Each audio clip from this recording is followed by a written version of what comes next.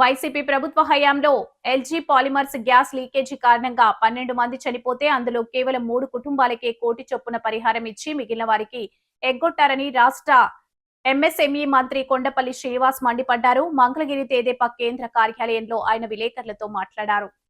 అది కూడా ప్రభుత్వ ఖజానా నుంచి ఇవ్వలేదని కంపెనీ నుంచి వసూలు చేసి ఇప్పించారని తెలిపారు. అప్పట్లో ప్రమాద బాధితుల్ని విమానాశ్రయానికి పిలిపించుకొని మాట్లాడటం జగన్ అహంకారానికి నిదర్శనమని దుయ్యబట్టారు. విశాఖ ఉక్కు కర్మాగారంలో ప్రమాదం జరిగి పలువురు మృతి చెందిన ఘటనను రాజకీయం చేయడం గొడ్డలి పార్టీకే చెల్లిందన్నారు. మంగళవారమే బాధిత కుటుంబాలకు 25 లక్షల చొప్పున పరిహారం చెక్కులు అందజేస్తే ఇంకా ఇవ్వలేదంటూ అసత్య ప్రచారాలు చేస్తున్నారని ఆగ్రహం వ్యక్తం చేశారు. రాష్ట్రంలో ఏం జరిగినా కూటమి ప్రభుత్వానిదే బాధ్యత అంటూ అక్కడ వాలిపోయి వైసీపీ శ్రేణులతో కలిసి బలప్రదర్శన చేయడం జగన్కు రివాజుగా మారిందని ఆగ్రహం వ్యక్తం చేశారు. ఇలాగే వ్యవహరిస్తే వచ్చే ఎన్నికల్లో ఆ 11 సీట్లు కూడా రావని ఎద్దేవా చేశారు.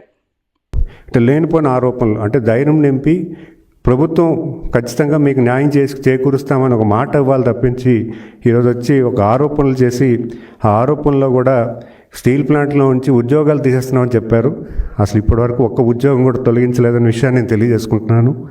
అలాగే కేంద్ర ప్రభుత్వం వచ్చినటువంటి 440 కోట్లని ఇతర అవసరాలకు మళ్లింపు చేశారని చెప్తున్నారు. పూర్తిగా మా దగ్గర ఆధారాలు ఉన్నాయి. దీంట్లో క్యాపిటల్ షేర్ వచ్చి 1140 కోట్లు.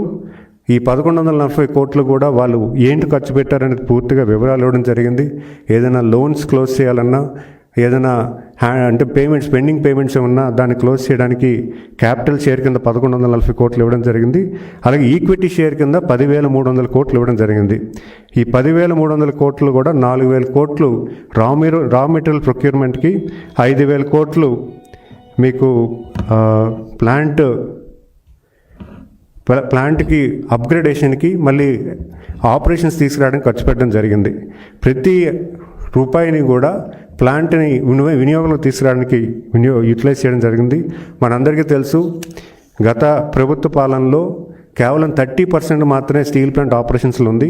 ఇప్పుడు 95% ఆపరేషన్స్కి వచ్చిందంటే ఖచ్చితంగా ఈ ఇచ్చినటువంటి ఈ ఫండ్ ఏదైతుందో కేంద్ర ప్రభుత్వం వచ్చినటువంటి 440 కోట్లు పూర్తిగా దాన్ని యూటిలైజ్ చేసి దాన్ని ఆపరేషన్స్ తీసుకురావడానికి పూర్తిగా సక్సెస్ అయిందని చెప్పుకోవడానికి నేను ఎటువంటి సందేహం లేదు. మరి అలాగే ఈరోజు చూసుకుంటే 6 లక్షల టన్నులు ఈరోజు ఉత్పత్తిలో కూడా వెళ్ళిపోయింది ప్లాంట్. అంటే ఖచ్చితంగా ఈ ఫండ్ అంతా కూడా ఇట్లే ఇవ్వబట్టే ఈరోజు స్టీల్ ప్లాంట్ మళ్ళీ రివైవ్ అయిందని సంగతి నేను చెప్పుకుంటున్నాను. మరి అలాగే ఎల్జీ పాలిమర్స్కి ₹1 కోటి ఇచ్చామని చెప్పడం జరిగింది. ₹1 కోటి అనేది